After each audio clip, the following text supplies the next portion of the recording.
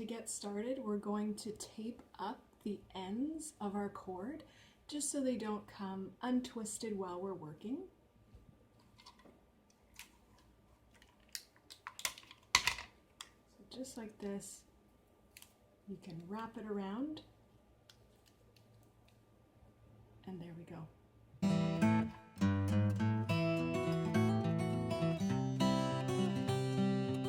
And now that we've got our ends all taped up, we're ready to start. We can grab our brass ring and start putting all the cords through the ring.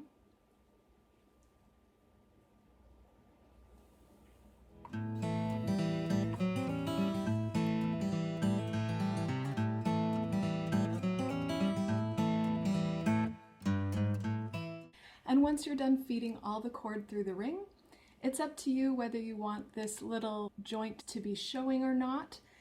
Personally, when I made mine, I turned it down so it was hidden by the cord, but maybe you like the look of it on the outside. So that's up to you. And you just want to make sure that your 6 pieces are laying flat. And we've actually transformed our 6 pieces of cord into 12 because, of course, it's been folded, and in the back now there are 6 more pieces. So just make sure that that's lying flat, and what you want to double check is that at the ends there are no tangles and all your pieces are the same length. So at this point you may find it easier to hang your ring and cord somewhere to work. In the beginning I found that it was easy to actually use a hanger. I have a hanger that has an adjustable joint piece, and so I simply just put that on the hanger, and then I could hang it on the back of a chair, or you could even hook it to the end of a table that you're working on. But you do want to be able to give a little bit of pull when you're working on your cord. So wherever you hang it is up to you. The cord is very long in the beginning, so I did find it easier to actually hang it on a chair, and then that way we have all our cords to work with. Okay, so now once you've figured out your optimal setup, you can begin. So we've got 6 cords lying flat and 6 behind. We're going to take the outermost cord from the left side and make a kind of 4 shape across all of your other cords. And you can separate out that cord if you like. We're going to take the outermost cord from the back on the right side. Again, you can separate that out. So we've got our 4, our cords in the middle, and then this outer one. And we're going to make our first knot by taking the outermost cord from the right, putting it under the cord that's come across from the left, going under all of our cords and pulling up that right cord in the gap that was made from our 4. And then you can see now that it is coming together, but we do want it to be right at the top. So I'm just going to hold the cords securely so they're not being pulled, because again, you do want all your cords to be roughly the same size. And then just securing that at the top. I want to make sure that my cords are sitting flush against the ring. We're going to repeat that step, but we're going to do the opposite or mirror image of what we just did, and that's going to complete our first knot. So we're going to do a kind of backwards 4 from the right, taking the left piece this time and going over, under, and underneath all of your cords, and pulling through the gap that we made with that backwards 4. The cord is really long, so don't worry, it will get easier to work with as we continue. And again, you can see as you start to pull that it's coming together, but we do want it up here, so you can even just slide it up, and you've just done a square knot.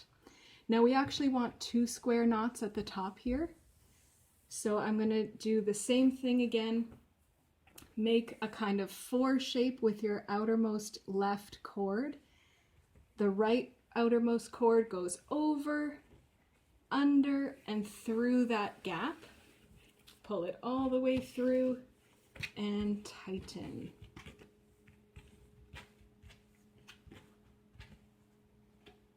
And then to complete, we do the opposite. So making a kind of triangle shape, our left cord's going over, under, and through.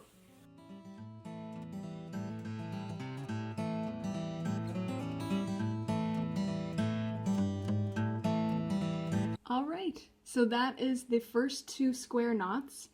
And the good news is there are only 2 types of knots in this entire craft. So you already know how to do one. Next thing we want to do is separate our 12 cords into 3 sections of 4. So you can just eyeball it, but do try to gather cords that are kind of sitting beside each other in the group. These 4 cords, for example, kind of seem to be all at the front, so I'll put those in one section, and then these back 4 are in another. And what we're going to do now with each of our 3 sections is take them and we're going to do 8 square knots. Now it's going to be the exact same as these 2, but obviously we have less cord to work with. But it's still the same process. We're taking the outermost left cord, making that 4 shape, taking the outermost right cord, placing it over, under, and bringing it through. Repeating again on the right side, so making that kind of triangle shape. Your left cord is going to go over, under, and through that gap. So that is 1 square knot, and we're going to do 7 more. And we're going to repeat on these 2 sections as well until we have 8 square knots on each section.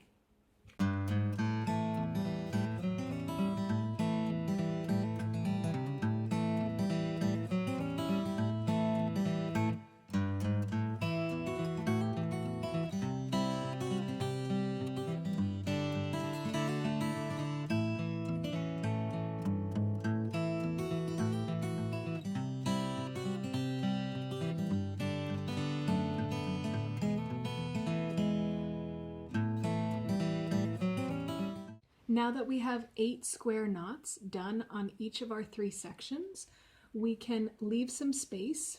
That's why I recommend having a tape measure or a ruler. I'm going to leave 4 inches of a gap, and then we can do our spiral. Now, the only thing to keep in mind is that because we've been using these outer cords, and you can even take a look at yours, they're going to be a little bit shorter than these 2 cords, which have just been hanging out in the middle.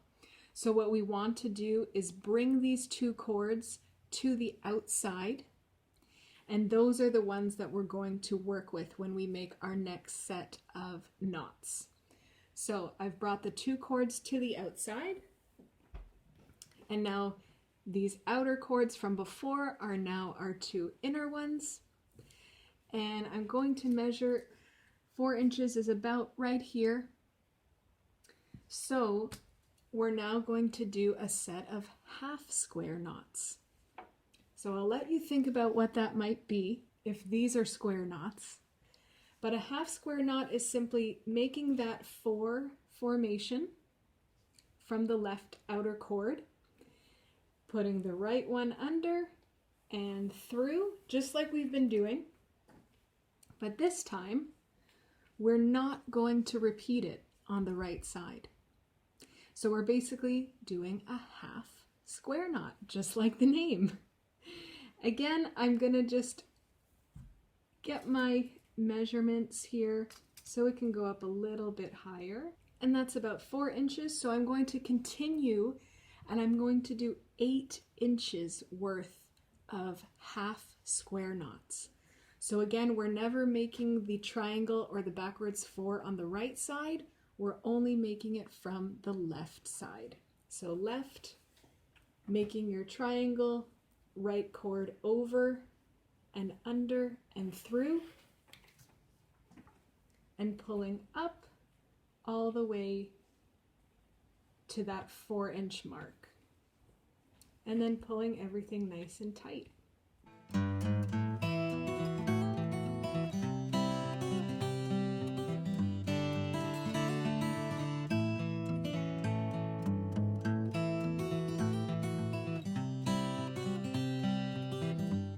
And you will see almost immediately, I've only done 3 half square knots so far, but unlike these up here, it is starting to spiral. It's no longer lying flat, and you'll see that spiral formation take form very quickly.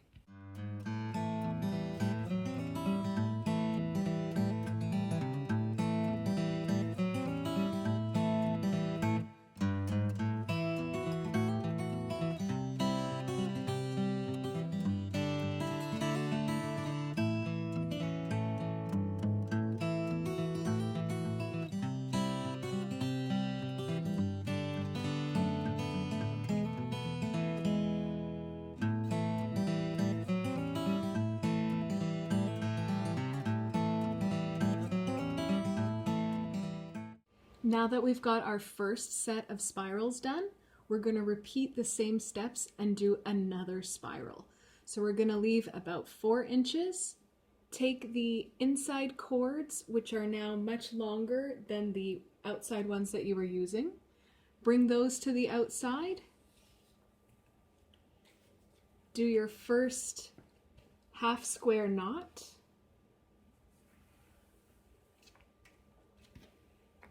and then bring that up to about 4 inches, and that looks good.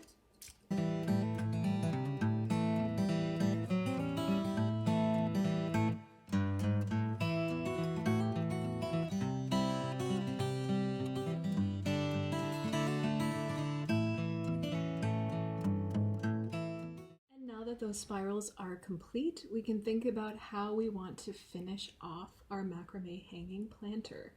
So for sure what you're going to do is take 2 cords from neighboring sections, and we're going to join them by making a square knot.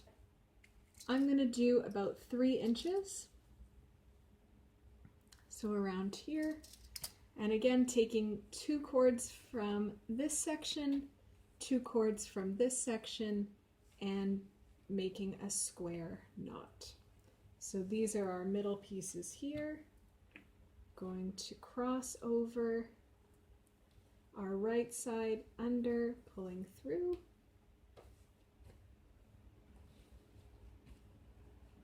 so to finish off the square knot, of course, we have to do the reverse with our right cord, our left going under and pulling through the gap, and pulling that nice and tight. And if you'd like, you can actually hold up your work and get a feel for where this is going to sit against the side of your pot. I like how the knot is sitting high up on the side of the pot, but you may want to increase the distance between the spiral and this square knot, which would mean that your knot is way down here. It's really up to you how you want to finish this off. I'm going to go ahead and join the other sections together.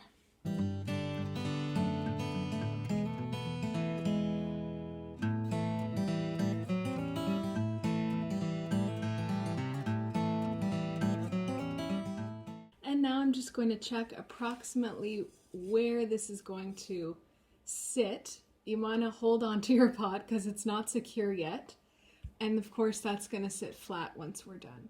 So I like that. So I'm going to continue, and I'm going to do about the same thing.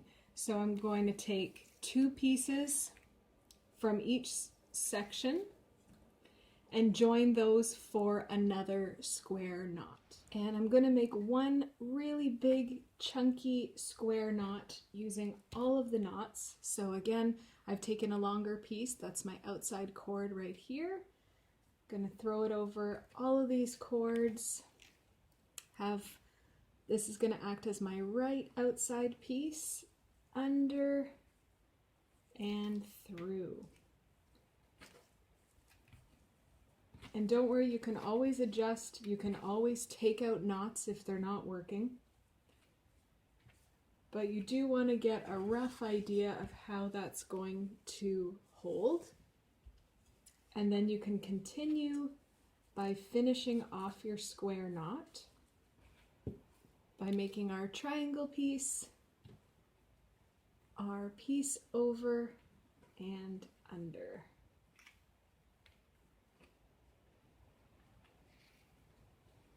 And there we go, we've got a nice big knot just like we started off with, and I'm going to continue that until I reach the shortest point. I'm going to do my second one here, over, under, and through.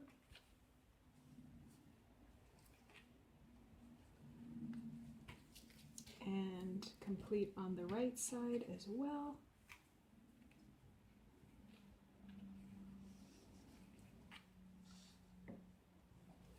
Okay, I'm actually going to go and hang my planter just to make sure it's looking good and even, and it is also easier to work with at this point. Okay, so I finished mine off with about 6 square knots, and now I'm going to just take off the tape if the piece is too short. I'd like to keep the little tassels at the end about that length, but the rest of them I'm just going to cut. There's no need to take off the tape. You can just start cutting.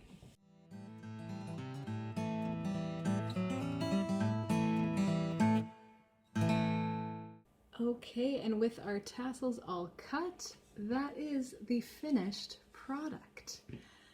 I am so happy you could join us for this Maker Day. We have more coming up this summer. We hope to see you there. Thank you so much for joining us at Aurora Public Library in our creative studio.